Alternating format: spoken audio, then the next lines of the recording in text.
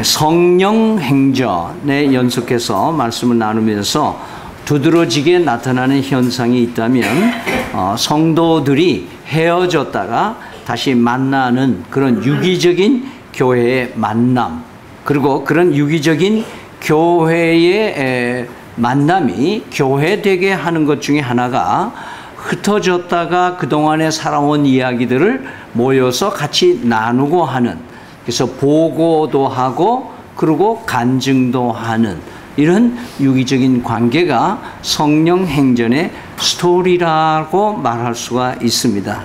오늘 본문에는 바나바와 바울이 1차 선교 여행을 마치고 그리고 안디옥 교회로 돌아와서 이 14장 27절에 읽은 대로 이들이 이 선교 보고를 소상하게 했습니다. 하고 나니까 어떤 일들이 벌어졌는가 하는 것을 15장에서 얘기를 해 주면서 이 사건을 통해서 오늘 이 시대에 살아가는 우리들에게 하나님이 말씀하시는 바가 무엇인가라는 것을 우리에게 특히 보고와 간증이라는 말씀을 가지고 나누도록 하겠습니다.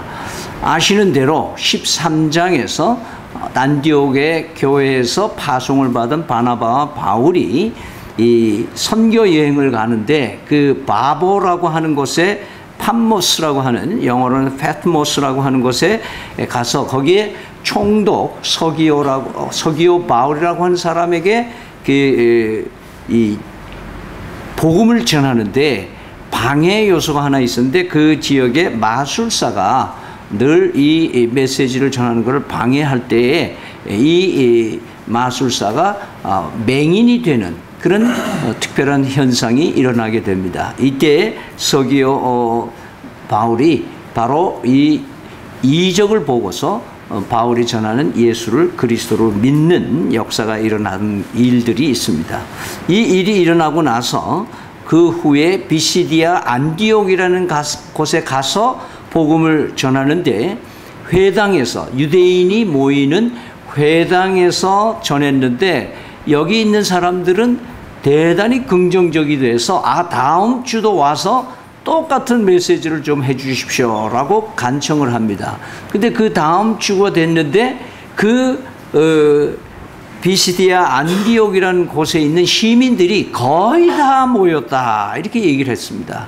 그리고 거기서 열심히 복음을 전한 결과를 13장 46절에서 48절에 이렇게 기록하고 있습니다.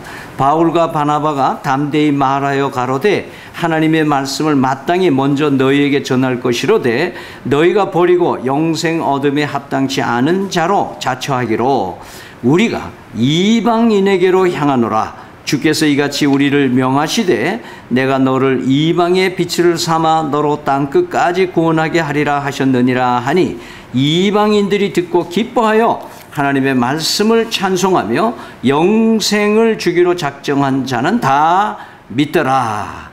이런 사건들을 요약을 해서 안디옥 교회에 와서 자상히 보고를 합니다. 그 보고한 내용들 가운데에 이방인들이 유대인들과 똑같이 예수 믿고 교인이 됐다, 예수 믿고 구원받았다 하는 소식을 들었던 이 사건이 초대교회의 문제가 되었다라고 하는 것을 얘기를 하고 있습니다. 오늘 본문에는 15장 3절에 이 문제가 되니까 바울과 바나바를 이 안디옥 교회에서 우리끼리 해결할 게 아니라 모 교회인 예루살렘에 당신들이 가서 거기에 사도들도 있고 제자들도 있고 거기에 가서 거기서 한번 검증을 받아라. 이거 유대인이 예수 믿는다 그러면은 할례 받은 사람들이니까 문제가 될 건 없지만 이방인들은 할례도 받지 않은 사람들이 단순히 예수만 믿는다고 구원받았다, 교인이 된다 하는 거는 이 조금 뭔가 빠진 거 아니냐. 그러니까 이게 모교에 당신들이 가서 다시 보고를 하고 거기서 검증을 받아라. 그렇게 이 안디옥 교회에서 요청을 하니까 이 바나바와 바울이 예루살렘, 그 당시는 도보로 걸어서 가는 도중에 그 3절에 보면은 베니게와 사마리아라는 곳으로 다니면서 거기에 있는 성도들에게 이방인들이 어떻게 예수를 믿고 주님께 돌아왔느냐 하는 일들을 얘기를 해주는 거예요. 그랬더니 거기에 있는 형제들이, 소위 은혜파들이, 긍정적으로 믿는 사람들이, 야, 이 대단한 일이다. 어떻게 이방인들이, 생짜배기들이 당신들이 전하는 예수님을 그리스도로 고백하고 믿고 구원받는 교인들이 됐느냐. 야, 이건 대단하다. 이러고 다 기뻐하는 거예요. 그러면서 내려오면서 4절에 보면은 예루살렘에 왔습니다. 그래가지고 거기에 교회와 사도와 장로들, 4절에 보면은 그 사람들이 영접을 해서 그들 앞에 가가지고 하나님께서 1차 전도 여행에서 어떤 일을 하셨는가를 소상하게 그들에게 다 보고를 했다라고 기록을 하고 있습니다. 그래서 어쩌면 오늘 이 보고와 간증은 서로 다른 단어 같은데 비슷한 역할을 하고 있다. 여러분, 보고라는 말은 리포트, 우리 그 뉴스에 보면 리포터 뭐 이렇게 얘기를 하는데, 이 사전적으로는 어떤 사실이나 말이나 글로 누구에게 또는 어디에나 알리는 것을 말하고 있습니다. 여기서 보고했다라는 의미는 뭐냐 하면은 안디옥 교회에서 파송을 했기 때문에 그 파송 받고 사역을 감당하고 다시 돌아와서 당신들이 보낸 대로 나는 미션을 이렇게 잘 완수하고 왔습니다 라고 보고했다라고 얘기를 하는 겁니다.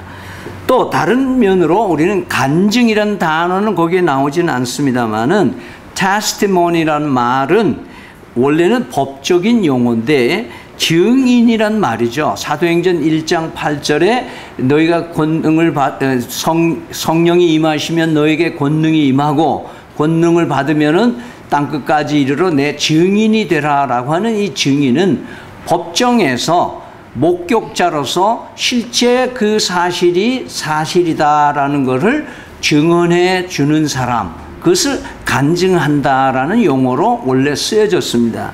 그러나 이 단어가 우리나라에서는 점차적으로 변이 돼서 종교적 체험을 통해서 하나님을 증언하는 행위로 이 사전에 이렇게 기록이 되고 있는 것을 봅니다.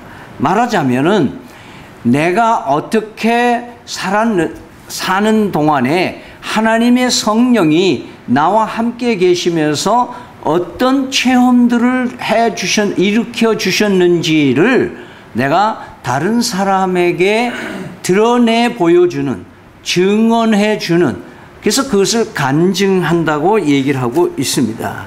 말하자면 이 간증을 통해서 초대교회들은 대단히 든든해지고 하나님의 말씀이 과연 효력이 있구나, 성령 하나님이 과연 우리 성도들과 동행하며 역사하는구나 하는 것을 확인하는 일들이 이 보고와 증인의 삶을 사는 사람들을 통해서 이루고 계시는 것을 보게 됩니다. 우리 믿음찬 교회가 오후 시간을 나눔의 시간이라 이렇게 얘기하는 것은 그만큼 신앙을 나눈다는 것은 얼마나 중요한가를 말씀드리는 얘기가 되겠습니다.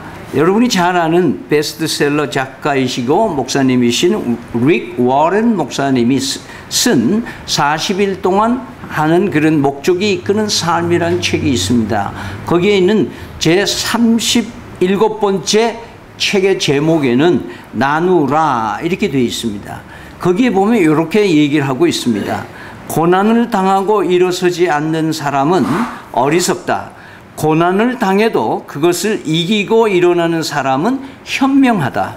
그런데 자기 경험을 통해 배우는 것도 현명한 일이나 남이 겪은 고난을 통해 배우는 것은 더욱 현명하다. 내가 겪은 고난을 이기며 깨달은 주님의 은혜와 가르침이 있다면 다른 사람들과 나누어 격려하고 위로하는 것은 더욱 훌륭한 신앙이다. 그렇게 얘기합니다. 오늘 본문에서 선교사들이 돌아와가지고 자기의 보고를 하는 가운데 우리는 특이한 사항 두 가지를 볼 수가 있는데, 하나는 긍정적인 반응과 하나는 부정적인 반응을 볼 수가 있습니다. 긍정적인 반응도 대단한 역사를 이루는 것이고 부정적인 반응을 이루는 것도 대단한 역사를 이루는 것이라고 동일하게 말씀드릴 수가 있습니다. 왜냐하면 기독교 공동체의 공이 필요한 일이기 때문에 그렇습니다. 먼저 3절을 보면은 그런 돌아와서 간증하고 보고한 내용을 듣고 모든 형제들이 다 크게 기뻐하더라. 그렇게 얘기를 했습니다. 이 사람들은 그 간접적인 경험, 그 사람들이 경험한 것을 나눌 때에 마치 자기의 경험처럼 그 하나님의 은혜로 다가와서 참 하나님이 놀라우시구나, 하나님이 살아계시는구나, 하나님이 저 사람을 저렇게 사용하시고 하는 거 보니까 야 진짜 하나님 말씀은 위대하시다, 이렇게 긍정적으로 그렇게 해서 그들의 기쁨이 충만함으로 인해서 교회가 든든히 세워지는 역사를 이루어가고 있다고 말하고 있습니다. 다시 말해서 성령의 역사하심은 이렇게 자기의 신앙의 체험을 다른 사람과 나눔으로 인해서 뭐예요? 점점 흥황해져 가고 있다는 말씀을 우리에게 하고 있습니다. 우리 믿음찬 교인들도 우리는 흩어집니다. 그러나 또 모입니다. 교회는 흩어짐과 모임을 연속해서 하는 겁니다. 그것이 교회가 유기적으로 살아있다고 하는 것인데요. 일주일 동안 우리가 살아가면서 실패도 하고 실망도 하고 또 좌절도 하고 또는 난 죄를 안 짓겠다 하지만 또 넘어가고 또 나쁜 습관이 나를 괴롭히고 또 나쁜 생각에 꼬리를 물고 나를 하나님의 말씀과 멀어지게 하고, 이런 거를 우리는 up and down, 한 주 동안 살면서 올라갔다 내려갔다 이런 신앙의 싸움을 우리는 하면서 살아갑니다. 그게 정상인이에요, 여러분. 그게 정상적인 신앙생활이에요. 바울 사도가 로마서 7장에서 늘 고민하는 얘기고요. 나는 내 안에 선한 것이 있어 선하려고 하는 걸 자꾸 노력하지만 내 안에 또 다른 법이 사로잡아 오면서 나를 선한 일을, 의로운 일을 하지 못하게 하는도다. 오호라, 나는 곤고한 사람이로다.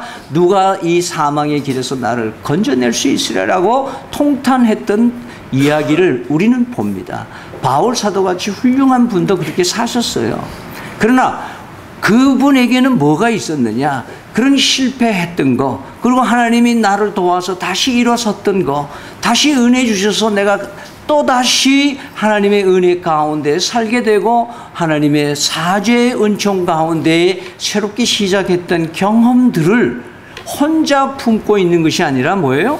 여러 사람들에게, 다른 사람에게, 식구들에게 부끄럽지만 얘기하고, 또 그것이 다 위선과 가식으로 들통날 때까지 품고 있는 것이 아니라 미리 얘기를 해서 나는 이런 사람이었는데 하나님이 이렇게 다시 나를 세워주셨다.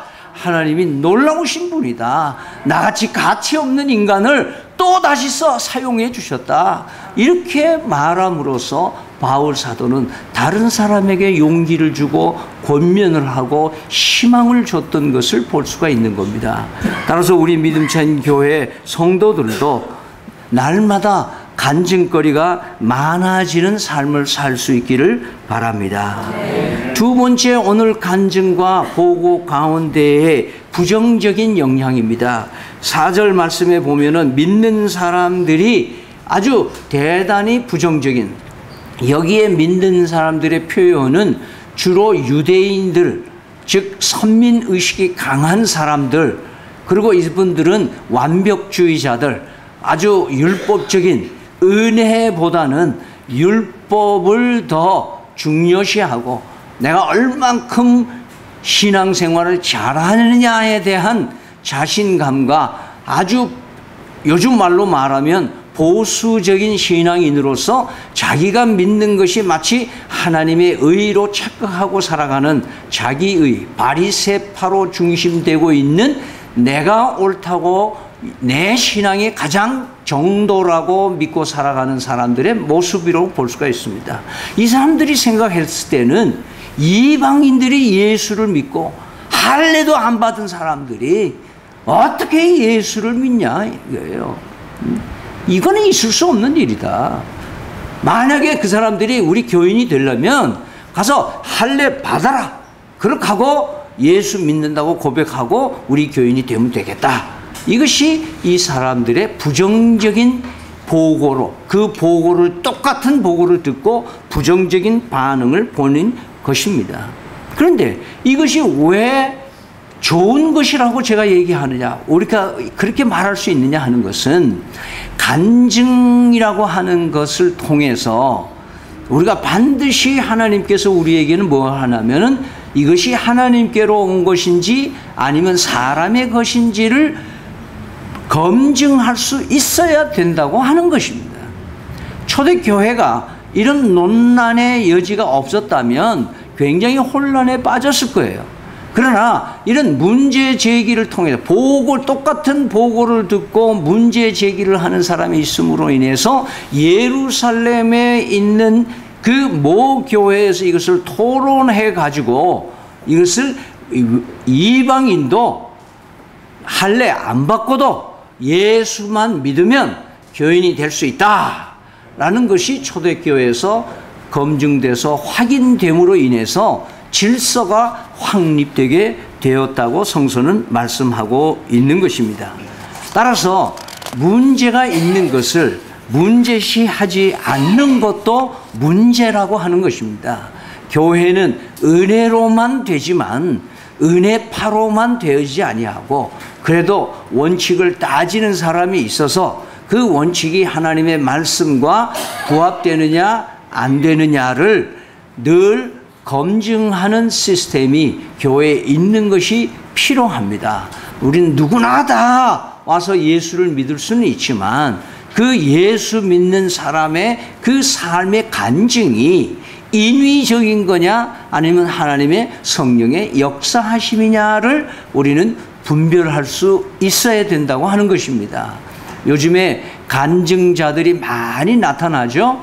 그리고 특별히 요즘에는 그 천국에 갔다 온 미국의 그 7살 난 아이가 천국에 갔다 와서 그 아이를 배경으로 해서 책을 써서 베스트셀러 된 책이 있는데 지금 그것이 조작됐다는 얘기들이 있어요. 무슨 얘기냐? 성경에 없는 이야기들이 본인이 체험했다고 하는 것 때문에 하나님 말씀보다 본인의 체험이 더 위대하다라고 얘기하는 착각을 성도들에 주기 때문에 모든 간증이 다 감동을 주긴 하지만 다 옳은 것은 아니라고 하는 겁니다. 반드시 검증을 거쳐야 돼요.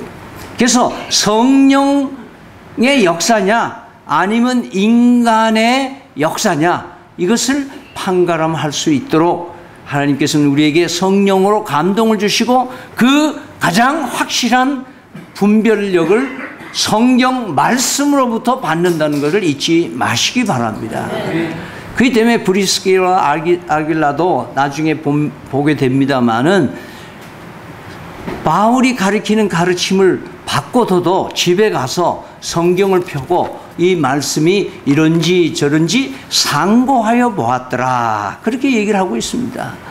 유신 목사가 말한다고 해서 다 진리가 아니라는 것을 말하는 겁니다. 뭐냐면 하나님의 말씀이냐 아니냐 하나님이 원하시는 일이냐 아니냐를 우린 끊임없이 성령이 일깨워 주시는 대로 기도하면서 검증하면서 신앙생활을 해야지 어느 부흥사가 뭐 능력 받았다고, 뭐 쓰러뜨린다고, 뭐 병낫게 한다고 우르르 몰아가서 그 사람이 얘기하면 다 진리처럼 성경은 팽개치고 그렇게 살기 때문에 우리나라가 6.25 사변 이후로 나라가 혼란할 때마다 사이비 교주들이 판을 치고 이 땅을 어렵게 만들고 있다는 것을 우리는 인지해야 되는 것입니다. 따라서 오늘은 우리의 삶이 확실한 증거가 성경 말씀에 확실한가 아닌가는 반드시 검증할 수 있어야 되고, 내가 경험하는 이것이 확실히 하나님이 인도하셔서 성령의 감동하심에 오는 것인지, 아니면 내 느낌과 내 필에 의해, 내 느낌에 따라서 움직여서 일어나는 일인지. 되게 그런 사람들이 있어요. 내가 이렇게, 내가 감이 그렇게 잡혔기 때문에 그 감이 와서 내가 그렇게 했더니 이게 대박을 터뜨렸다. 그래서 이게 하나님의 은혜다. 이렇게 얘기를 할 수는 있겠지만은, 그러나 감으로 인도받는 것이 반드시 성령으로 인도받는 것은 아니라는 것을 잊지 마시기 바랍니다. 오늘 하나님께서는 우리의 각자의 삶에서 체험적으로 경험적으로만 역사하지는 않습니다.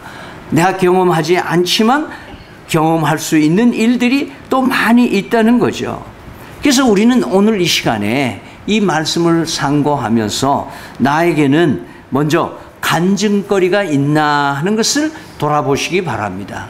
나는 안 믿는 친구나 내 친족들에게 나는 어떻게, 내가 어떤 간증거리가 있느냐. 이것은 하나님이 분명히 나에게 이렇게 해주신 거야 라고 자신 있게 말할 수 있는 그런 건들이 있는가, 그런 얘기들이 있는가 하는 것을 여러분 한 번쯤 점검해 보시기 바랍니다. 바울은 자기 자신의 간증을 세 가지로 표현을 합니다. 사도행전 9장과 22장과 26장에 바울 사도의 간증문이 기록되어 있습니다. 그것을 잘 분석을 해보면 세 가지입니다. 내가 예수님 만나기 이전에 나는 이런 사람이었다, 이렇게 얘기를 합니다. 그 다음에는 나는 이렇게 해서 예수님을 만났다, 예수님을 만난 경위를 분명하게 얘기를 합니다. 그 다음에 예수 믿고 나서 나는 이렇게 산다 라고 얘기를 하고 있습니다. 이것이 간증에 빼놓을 수 없는 세 가지 요소라고 말씀하고 있습니다. 오늘 이 시간에 여러분 스스로 제 말씀을, 제 설교를 들으시면서 나는 예수 믿기 이전에 나는 어떤 삶을 살았나, 나는 어떤 계기가 있어서 예수를 믿었지, 한 번쯤 질문해보고, 그 다음에 그럼 예수 믿고 나서 내가 뭐가 달라졌지, 한번 돌아볼 수 있기를 바랍니다. 그래야 돼요. 물론 많은 사람들이 이런 간증한다 하면은 막 그 드라마틱한 극적인 무슨 사건이 나에게 있어야 간증이 있다라고 생각하는데 그렇지 않습니다. 여러분이 잘 아시는 고은아라고 하는 영화 배우가 예수 믿고 나서 그 새롭게 하소서라는 방송을 굉장히 진행을 오래 했습니다. 제가 늘 노래와 함께 이틀분을 녹음하기 위해서 갔는데, 그때는 TV가 없을 때지만은 라디오 프로그램 이틀분을 녹음하러 가서 고은아 권사님과 또 민창기 권사하고 이렇게 대담을 나누다가 이제 음악을 틀고 쉬는 시간이 있습니다. 그때 저에게 고은아 권사님이 이렇게 얘기합니다. 유 목사님, 저는요 새롭게 하소서 진행하면서 굉장히 은혜를 받습니다. 어떤 건데요? 저는요 처음에 이 간증자들이 그 드라마틱한 그런 간증을 할 때마다 속으로 부러워했대요. 나는 왜 이런 그 극적인 그런 경험이 나한테 없지? 나한테는 왜 죽을 곱이 이런 게 나한테는 없지? 막 이런 그 생각을 하면서 나는 은혜를 못 받았나 이런 생각을 했대요. 그런데 중반부 지나가면서 그런 생각이 나더래요. 하나님 감사합니다. 제가 극한 상황까지 안 가고도 예수 믿게 되니 너무 감사합니다. 이게 이적이군요. 그렇게 찬양을 하기 시작했다는 거예요. 오늘 우리는 너무 간증이라고 하는 것을 신비롭게만 생각하는데 그렇지 않습니다. 오늘 제가 한 사람의 소개를 드리려고 하는데 좀 신비로운 부분이 있긴 있지만 우리 평범한 사람 누구에게나 겪을 수 있는 일이라고 생각을 합니다. 여러분이 잘 아는 노태우 딸이며 최태원 SK 회장의 부인인 노소영이라는 사람이 있습니다. 이 51살인데요. 이 노소영 씨가 예수 믿게 된 이야기들을 우리 국민일보 노석주 기자가 인터뷰한 기사가 있습니다.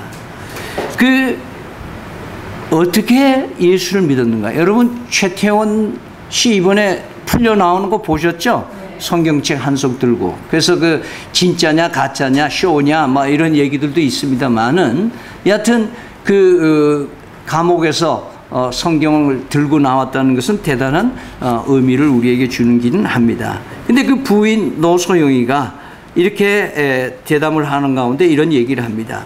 2003년에 예수님이 찾아오셨던 것 같다. 그땐 몰랐다. 당시에 좀 어려운 상황이다. 남편이 SK그룹 분식회계 사건으로 감옥에 갔고, 그건 2003년 얘기입니다. 아들이 소아 당뇨라는 난치병에 걸렸다는 판정을 받았다. 평생 인슐린을 맞고 살아야 한다고 하더라. 아이들을 데리고